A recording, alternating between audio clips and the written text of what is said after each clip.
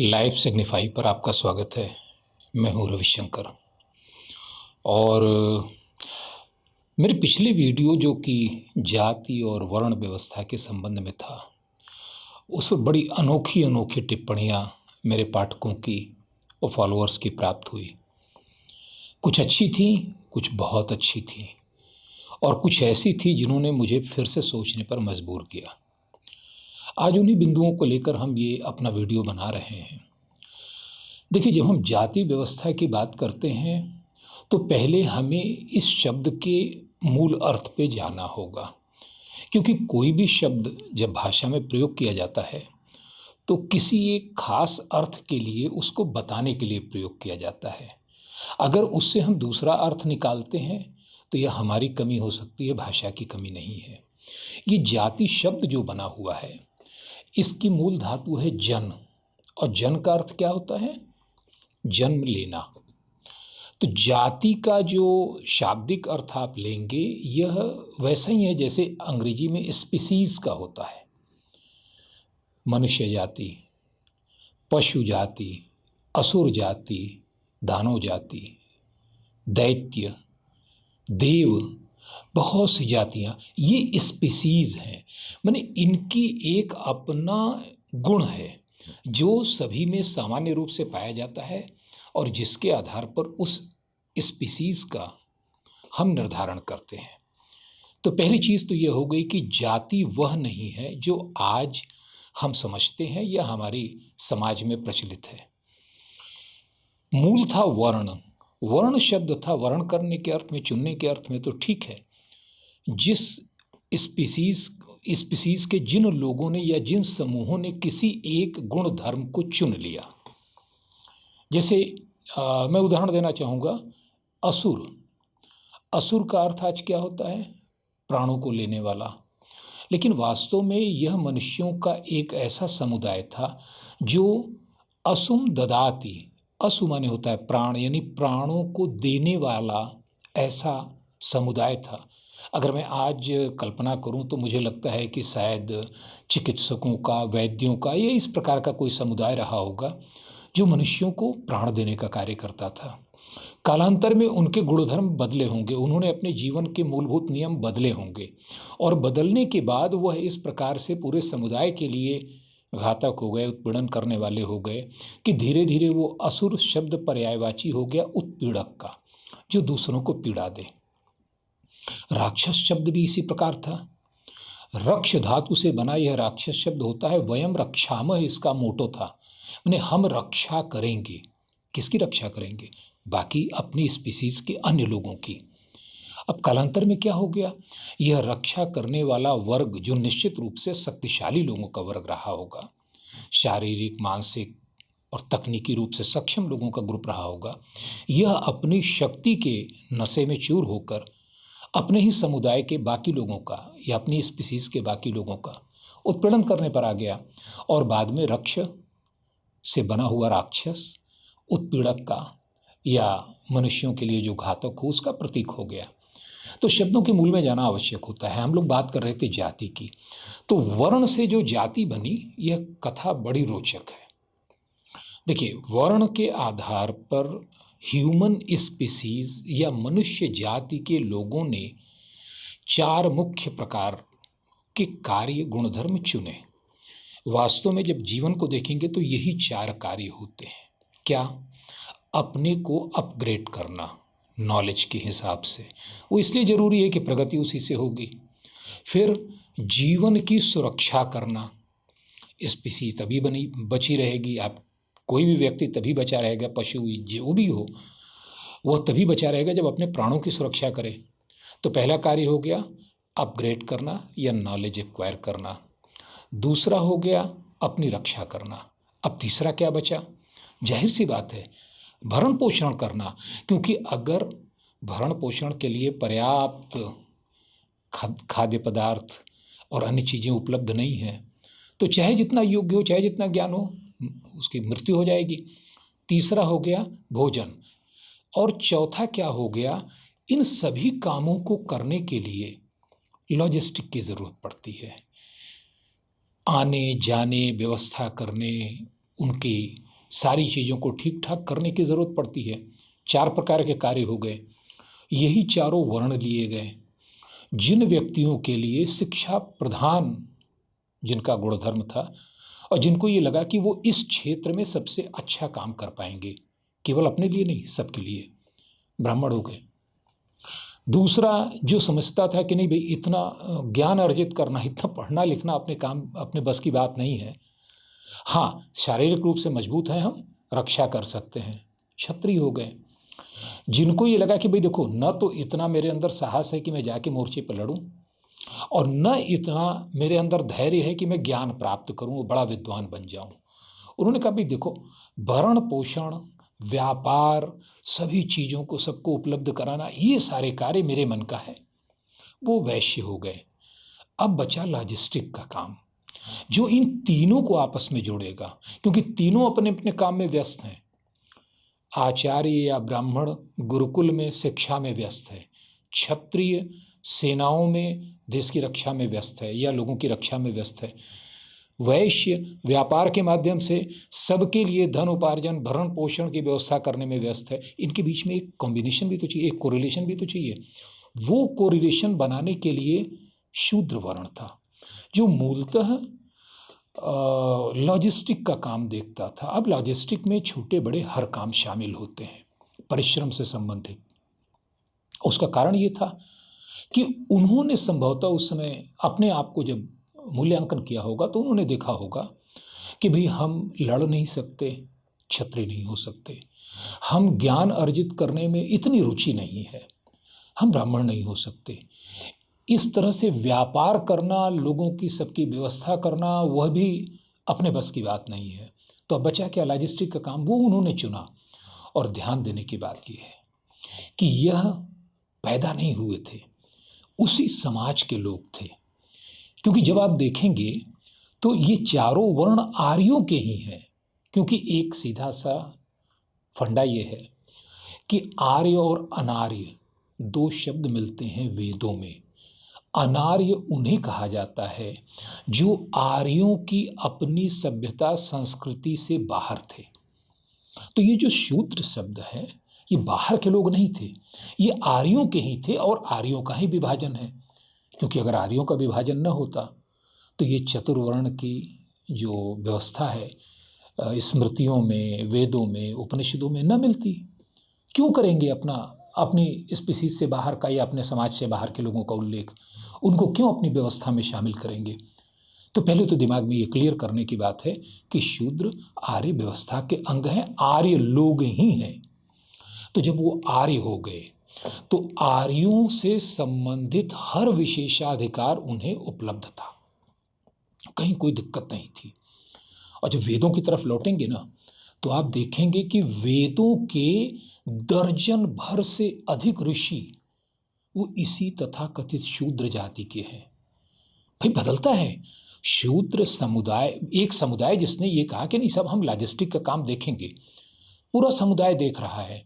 लेकिन अगर उसमें कोई बालक ऐसा हुआ जिसकी बुद्धि, मेधा, जिसकी चेतना बड़ी उच्च कोटि की है, तो जाहिर सी बात है वो शिक्षा की ओर, ज्ञान की ओर जाएगा, या जिसमें बड़ा बल पौरुष है क्षत्रिय की ओर जाएगा।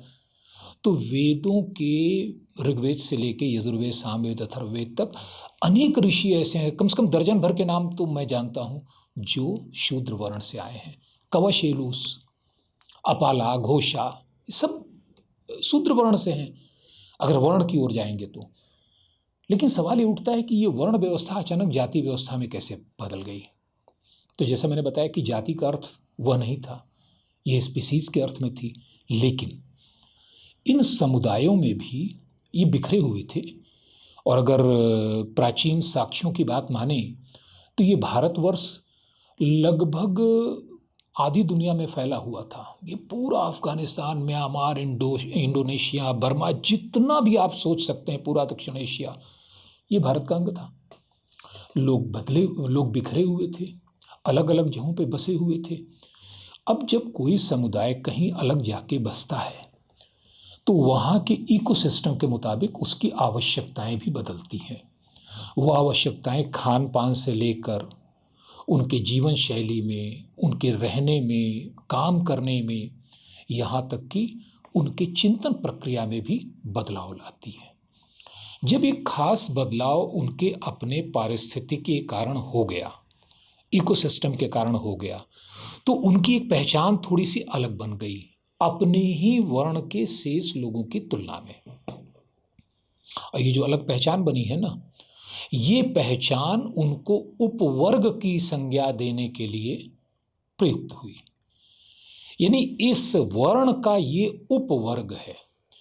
जैसे अगर ब्राह्मण वर्ग की बात करें तो पुराणों के अनुसार लगभग 10 भेद कम से कम इनके मिलते हैं। मात्र, ब्राह्मण, क्षोत्रिय, अनुचान, भ्रूण, ऋषिकल्प, ऋषि, मुनि, ये पुराणों के अनुसार मिलते हैं।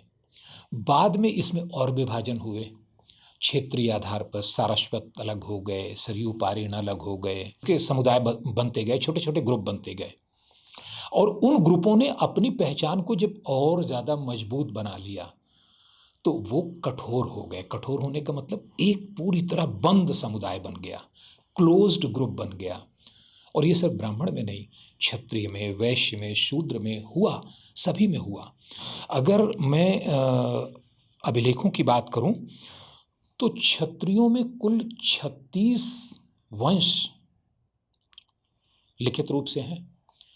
उनके और कितने उपविभाजन हुए हैं धीरे धीरे कालांतर में, लोग, परिस्थिति, देश, काल, वातावरण, आवश्यकताओं के कारण। वह भी एक बड़ा मनोरंजक विषय है। कहने का तात्पर्य यह है, हर वर्ण में जिन्होंने अपने को उपवर्गों में अपने आवश्यकता के अनुसार बदला, धीरे धीरे उनका वह बदलाव उनके लिए बड़ा महत्वपूर्ण हो गया और उन्होंने उसे अपनी पहचान बना लिया। अब उस उपवर्ग को हम जाति कह रहे हैं कि साहब ये तो जाति है।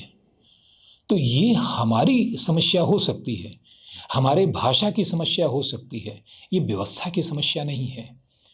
अब जिस शूद्र वर्ण के लिए हम ये सारा जो विवाद होता है जाति और व्यवस्था का, यह मूलतः इसके पीछे मैंने जब तक अब तक जो देखा है कि इसके पीछे केवल एक बात रहती है कि साहब भारत में एक शूद्र वर्ण पाया जाता है। एक, पहले तो शूद्र और दलित को एक कर देते हैं, एक दलित वर्ग पाया जाता है और उसकी सदियों से उपेक्षा हुई है, बड़ा अत्याचार, बड़ा अन्याय हुआ है उसके साथ, और वह अपने को भारत में बहुत आहत, बहुत असुरक्षित पाता है। भाई कहना क्या चाहते हो? पहली चीज तो दलित अलग है। दलित का मतलब होता है जिसको दल दिया गया है, मतलब जिसको दबा दिया गया है। क्या दबे हुए व्यक्ति, कुचले हुए व्यक्ति अन्य वर्णों में नहीं है? सब में है। सब में ऐसे लोग मिलेंगे जिनके साथ बहुत अत्याचार हुआ हो, जिनको पूरा अवसर नहीं मिला है आगे आने का, जिनको विकास करने के लिए पर्याप्त साधन नहीं दिए गए। तो दलित को हटा दो भाई, शूद्र वर्ण को रखो। अब शूद्रों में भी 100 से अधिक उपवर्ग हैं। तो 100 से जो अधिक उपवर्ग हैं उनकी आपस की कहानी ये है कि उसमें भी अगड़े, पिछड़े, मध्यम सब हैं। मतलब शूद्र में जो आगे अपने को मान रहा है वो सबसे पीछे खड़ी हुई उपजाति में कोई संबंध नहीं करेगा, रोटी बेटी का कोई रिश्ता नहीं रखेगा। वह क्या है? एक नई जाति व्यवस्था आप नहीं बना रहे हो। अपने ही वर्ग के अंदर, अपने ही समुदाय के अंदर क्या एक नई जाति व्यवस्था आपने नहीं, अगर जाति व्यवस्था इसी को कहते हैं, तो आपने नई जाति व्यवस्था खड़ी कर दी, लेकिन उसे कोई स्वीकार करने को तैयार नहीं होता। समस्या ये है कि हमने अपने सोचने के दायरों को इतना संकुचित कर दिया है कि हम कभी भी उदार होकर सोचना ही नहीं चाहते। मैं अगर कहूँ तो हमने पहले अपनी मान्यता बना ली है कि नहीं साहब, हमारी मान्यता है कि ये ऐसा है, और अपनी मान्यता को साबित करने के लिए फिर हम उदाहरण ढूंढते हैं, तर्क ढूंढते हैं, लोगों की बातें कोट करते हैं कि साहब फला विद्वान ने ये कहा था कि ऐसा हुआ था इनके साथ, फला ने ये कहा था कि साहब इतनी इनके साथ अत्याचार हुए। भाई आप एक साथ जब तक होलिस्टिक अप्रोच से चीज़ों को पढ़ोगे नहीं और उनको काल क्रमानुसार नहीं पढ़ोगे, क्योंकि ये समझ लो कि जीवन और इतिहास अलग चीजें नहीं हैं। इतिहास जो है वह भी जीवन का हिस्सा रहा है, वर्तमान जो है वो जीवन है, और भविष्य वैसा बनेगा जैसा ये दोनों मिलेंगे। तो इतिहास में कहाँ से चीजें चली हैं, उनकी एक धारा है, उनका एक प्रवाह है, उसको जानिए, आज की स्थितियों की व्याख्या कीजिए। केवल अपने मन की चीजें मत चुनिए कि साहब भगवान राम के समय उन्होंने संभोग के साथ अन्याय किया था, ठीक है, पूरा 5000 वर्षों का युग था। 5000 वर्षों के युग में पहली चीज तो उसकी व्याख्या गलत है शंभुक वध की, वो कभी बात करेंगे दूसरे वीडियो में। दूसरी ये कि अगर उसको सही भी मान ले, 5000 वर्षों में एक उदाहरण आपने ढूंढा, राइट, फिर अगला 5000 जो द्वापर का युग है उसमें आपको कोई उदाहरण नहीं मिलता, किसी के साथ अन्याय हुआ।